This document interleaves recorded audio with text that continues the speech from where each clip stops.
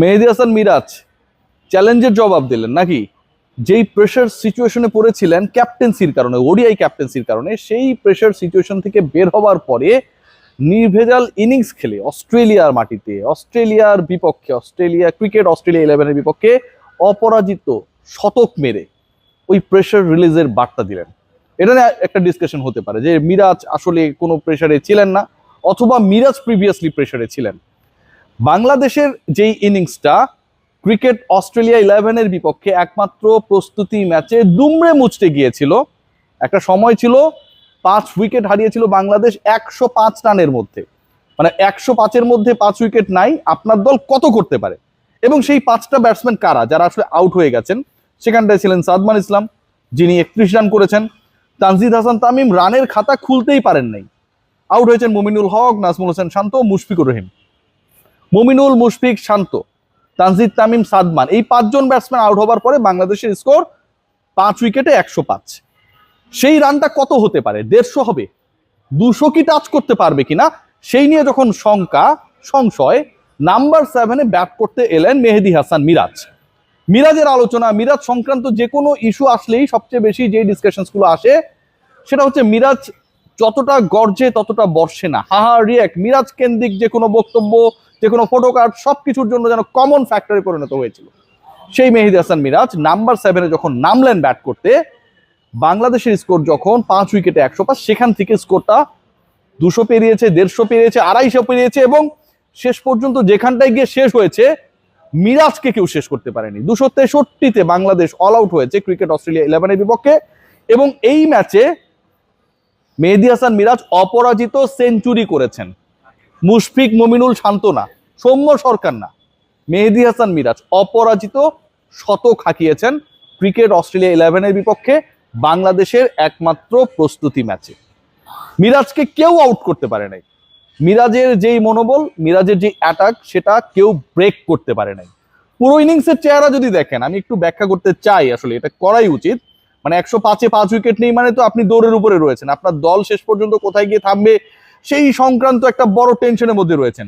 মিরাজ 141 বলে করেছেন 109 রান যে তিনি করেছেন অপরাজিত, এটা আরো বড় হতে পারতো যদি তিনি পার্টনার পেতেন, পার্টনারশিপ হতো, হয় নাই। 141 বলে সেটা করেছেন, এবং তিনি এই ইনিংস খেলতে গিয়ে 11টা 4 মেরেছেন, মানে 44 রান তিনি 4 মেরে নিয়েছেন।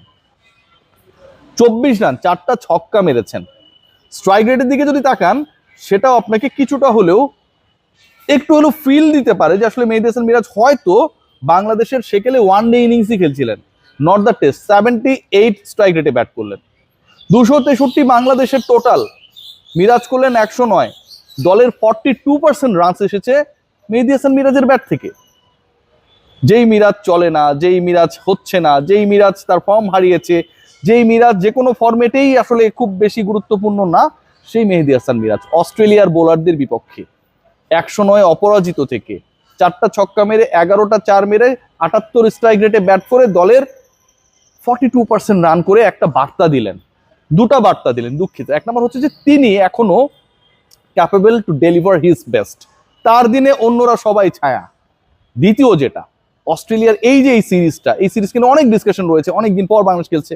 বাংলাদেশের এই সিরিজের ডিসকাশন হচ্ছে সেকেন্ড ডিসকাশন অনেকদিন পরে যে নাহিদ রানা নেই, আপনার সবচেয়ে বড় ক্রিকেটার যাকে মনে করা হচ্ছে ওই কন্ডিশনে তিনি নেই।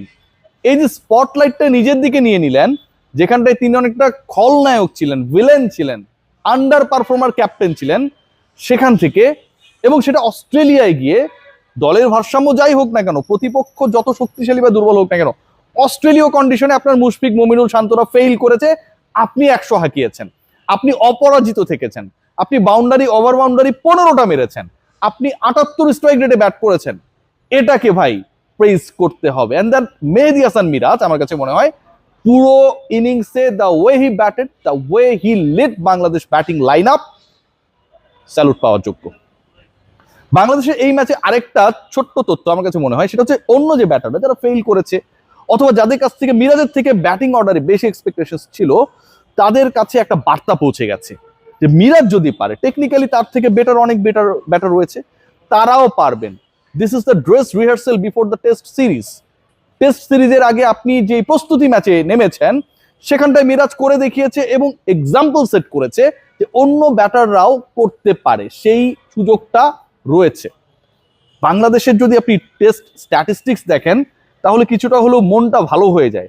অনেকগুলো কারণ রয়েছে, আমি ডিসকাশনটা কেন করছি খেয়াল করে দেখবেন যে টেস্ট চ্যাম্পিয়নশিপের এই মুহূর্তে যে সাইকেলটা চলছে, মানে 2025 থেকে 27-এর সাইকেল, সেখানটায় বাংলাদেশের অবস্থান টপ 4-এ রয়েছে।